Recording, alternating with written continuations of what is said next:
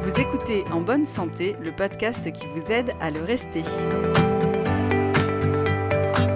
Cet épisode vous est proposé par le mutualiste Pavillon Prévoyance. Bonjour, je m'appelle Constance et aujourd'hui, nous allons nous intéresser à l'insomnie. Le sommeil est un besoin vital qui permet au corps de récupérer physiquement, intellectuellement et aussi psychologiquement. Et pourtant, pour les 15 à 20% de personnes qui souffrent d'insomnie, les nuits ne sont pas toujours de tout repos. Des problèmes d'endormissement, des réveils nocturnes, voire des réveils précoces perturbent leur nuit et sont responsables de troubles en journée, comme des pertes de l'attention ou des somnolences. Pour en savoir un peu plus sur l'insomnie, en connaître les causes mais aussi les traitements, je suis allée à la rencontre du docteur Rachel Debs, neurologue au pôle neurosciences du CHU de Toulouse et spécialiste du sommeil. Je lui ai d'abord demandé comment se définissait l'insomnie. Alors l'insomnie, c'est le fait d'avoir un sommeil, des difficultés d'endormissement ou de maintien du sommeil ou de réveil trop précoce pendant au moins 3 mois, avec des conséquences en journée. Manque d'énergie, somnolence et troubles de l'attention, l'insomnie a en effet des conséquences en journée. Mais sommes-nous nombreux à en souffrir ? Ça touche énormément de gens et la pandémie a accentué encore ce trouble. Pourquoi ? Parce qu'en fait, il doit y avoir une distinction entre le jour et la nuit. Et quand on a eu la pandémie, vous étiez dans le même environnement, vous n'avez pas le droit de sortir, il y avait moins d'interactions sociales, vous aviez moins en contact avec la lumière du soleil, etc. Et certaines personnes ont malheureusement ancré ces mauvaises habitudes, ou en tout cas ils ont trouvé que c'était rassurant d'être toujours dans leur chez-soi et avoir moins d'interactions sociales. Et du coup, on a vu ce problème d'insomnie se majorer de manière importante.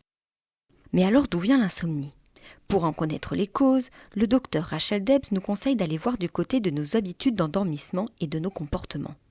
Il y a aussi des terrains plus propices. Plus de la moitié des insomnies chez l'adulte sont en effet dues au stress, à l'anxiété et à la dépression.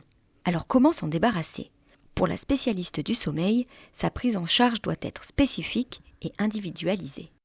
Là, je vous ai expliqué, la pandémie avait induit de mauvaises habitudes. Donc ça fait partie, c'est la plupart du temps comportemental. Et du coup, la réponse, elle ne doit pas être médicamenteuse, ça doit être d'essayer de faire le point sur toutes ces mauvaises habitudes que j'ai mises en place et comment je peux les lever pour aller mieux.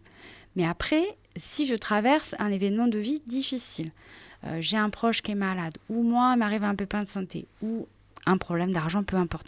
Je vais avoir du mal à m'endormir et en fait, mon cerveau va garder la trace justement du mauvais endormissement. Et dès que je vais revoir la chambre élevée, je vais oh là là, est-ce que je vais encore passer cette nuit pas sympa ? Et à ce moment-là, il y a donc des terrains qui vont être plus propices parce que forcément, quelqu'un qui est anxieux va beaucoup plus se projeter dans ses difficultés à venir potentielles et du coup va avoir du mal à s'endormir. Et donc la première chose à faire, c'est vraiment vérifier les comportements avant de se jeter sur des médicaments qui ne sont pas forcément nécessaires et qui par la suite entraînent des dépendances. Pour se débarrasser des insomnies, les applications disponibles sur smartphone peuvent-elles être une solution ? À ce sujet, Rachel Debs appelle plutôt à la prudence, leur préférant des méthodes naturelles et le lâcher-prise. Alors, le souci de tout ce qui est connecté, les applis, les montres, c'est que vous allez vous focaliser sur le sommeil. Or, il faut que le cerveau, il prenne, lui, de manière, alors que vous êtes inconscient, il prenne la main de manière réflexe. Donc il faut absolument que vous soyez dans le lâcher-prise. Or, tous ces objets connectés, quels qu'ils soient, ils ne vont pas vous aider à ce lâcher-prise. Il faut vraiment qu'on aille vers du simple, du comportement, du naturel. Alors, il y a des médecins qui sont formés à ça. Il y a de plus en plus de psychologues aussi qui sont formés à ce qu'on appelle les thérapies cognitivo-comportementales, qui reprennent avec vous en finalement peu de séances, moins de 5, les mauvaises habitudes que vous avez mises en place, en faisant ce qu'on appelle un agenda du sommeil, et pour arriver à modifier ces mauvais comportements que vous avez mis en place. Et dans 80% des cas, c'est réglé.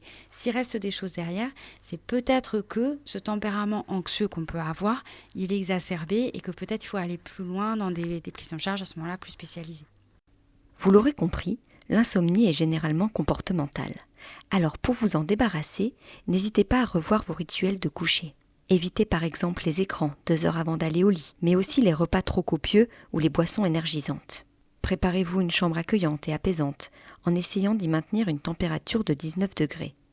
Quelques petites habitudes qui rendront vos nuits plus reposantes. Vous venez d'écouter En bonne santé, un podcast du mutualiste Pavillon Prévoyance. Cet épisode a été produit par le réseau des éditeurs de revues et réalisé par l'agence SIEM.